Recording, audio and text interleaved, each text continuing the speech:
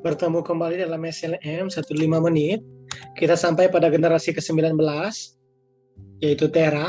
Arti nama, Terak, menetap untuk sementara, berlambat-lambat.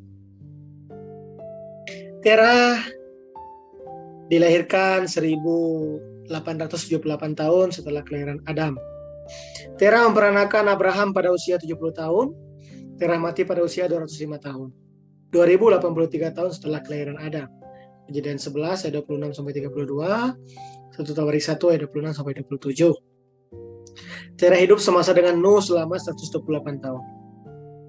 Nama Terah dicatat dalam silsilah Yesus Kristus di kitab Injil Lukas pasal 3 ayat 34. Nama Terah berarti menetap untuk sementara atau berlambat-lambat. Dia meninggalkan Ur Kasdim bersama Abraham dan pindah ke Haran menuju tanah Kanaan.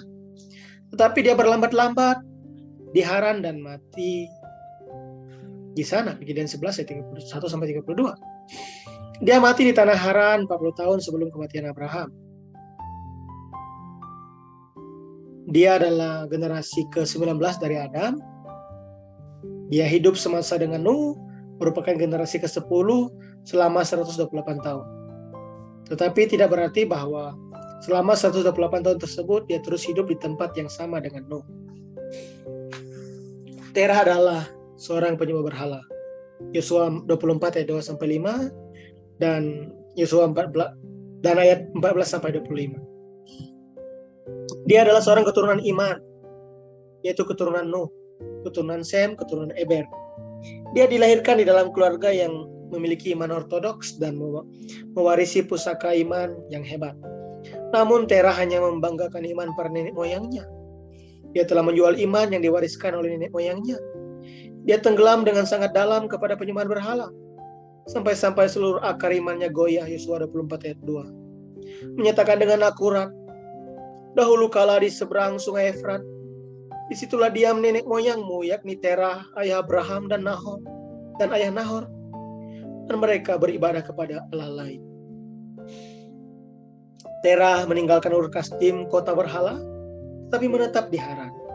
Kejadian pasal 11 ayat 31. Lalu Terah membawa Abraham, anaknya, serta cucunya Lot, yaitu anak Haran, dan Sarai, menantunya, istri Abraham anaknya. Ia berangkat bersama-sama dengan mereka dari Ur Kasdim untuk pergi ke tanah Kanaan. Lalu sampailah mereka ke Haran dan menetap di sana. Isi utama dalam silsilah Terah di Kejadian 11 ayat 27 sampai 32 adalah keberangkatan Abraham dari Ur Kasdim untuk melakukan perjalanan panjang menuju tanah Kanaan. Perjalanan ini bagaikan sebuah adegan drama yang dinamis. Itu Allah sepenuhnya memisahkan dan mengeluarkan Abraham dari kampung halaman dosa dan kejahatan, di mana menara Babel dibangun supaya Allah dapat menggunakannya. Allah menampakkan dirinya kepada Abraham di Ur Kasdim sebagai Allah yang maha mulia dan memberi perintah, keluarlah dari negerimu dan dari sanak saudaramu, dan pergilah ke negeri yang akan kutunjukkan kepadamu. Kisah Para Rasul 7 ayat 2 sampai 3. Setelah Terah mendengar perintah yang disampaikan lewat Abraham, dia berinisiatif membawa Abraham meninggalkan Ur Kasdim. Kejadian 11 ayat 31. Akan tetapi yang sangat menyedihkan adalah Terah tidak mencapai tanah Kanaan. Dia menetap dan mati pada usia 205 tahun di Haran. Kejadian 11 ayat 32. Terjadilah sesuai dengan arti nama Terah, berlambat-lambat. Ketika Terah dan Abraham sedang berlambat-lambat di tanah Haran, Allah menampakkan diri kepada Abraham sekali lagi dan memberi perintah, pergilah dari negerimu, dari sanak saudaramu, dan dari rumah bapamu ini, ke negeri yang akan kutunjukkan kepadamu. Kejadian 12 ayat 1. Abraham mentaati perintah tersebut, meninggalkan Haran dan pada akhirnya tiba di tanah Kanaan. Kejadian 12 ayat 5. Sejak itu pekerjaan penyelamatan yang baru dari Allah mulai dijalankan dengan berpusat pada Abraham. Abraham tampil di bagian terdepan sejarah penebusan setelah kematian Terah.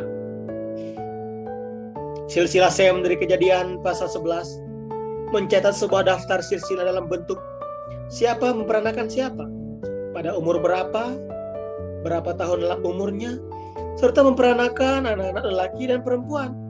Kejadian 11 ayat 10 sampai 26. Akan tetapi daftar silsilah tersebut tidak mencatat mencapai umur, lalu ia mati. Seperti daftar silsilah di Kejadian pasal 5. Hanya satu orang, yaitu Terah, yang dicatat umurnya untuk menonjolkan kematiannya. Kejadian 11 ayat 32. Umur Terah ada 205 tahun, lalu ia mati di Haran. Silsilah di Kejadian 11 berakhir dengan kematian Terah. Suara gaduh, pengkhianatan dan perlawanan terhadap Allah yang berasal dari pembangunan Menara Babel sudah tidak terdengar lagi. Bau iman yang penuh dengan keinginan daging yang diperlihatkan oleh keturunan iman, yaitu Pelek, Rehu, Seruk, dan Nahor, sudah tidak tercium lagi. Semuanya sudah terkubur bersama dengan kematian Terah. Sekarang hanya satu orang, yaitu Abraham, tampil di bagian terdepan sejarah penebusan.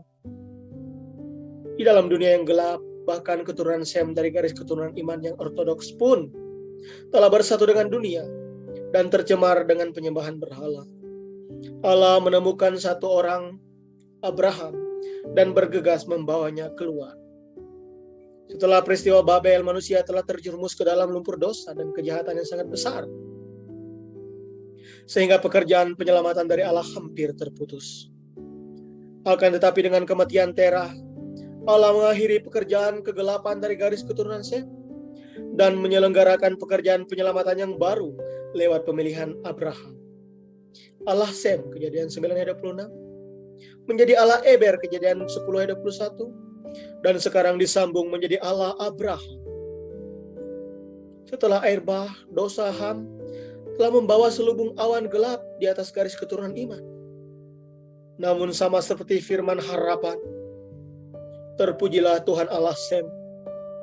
Jalan keselamatan bagi seluruh umat manusia telah dibuka dengan lebar melalui Abraham yang dipilihnya dari antara keturunan Sem. Demikian kita belajar dari generasi ke-19, Terah, ayah Abraham, dan kita akan bertemu kembali nantinya dalam generasi ke-20, yaitu Abraham. Kiranya Tuhan Yesus memberkati kita. Amin.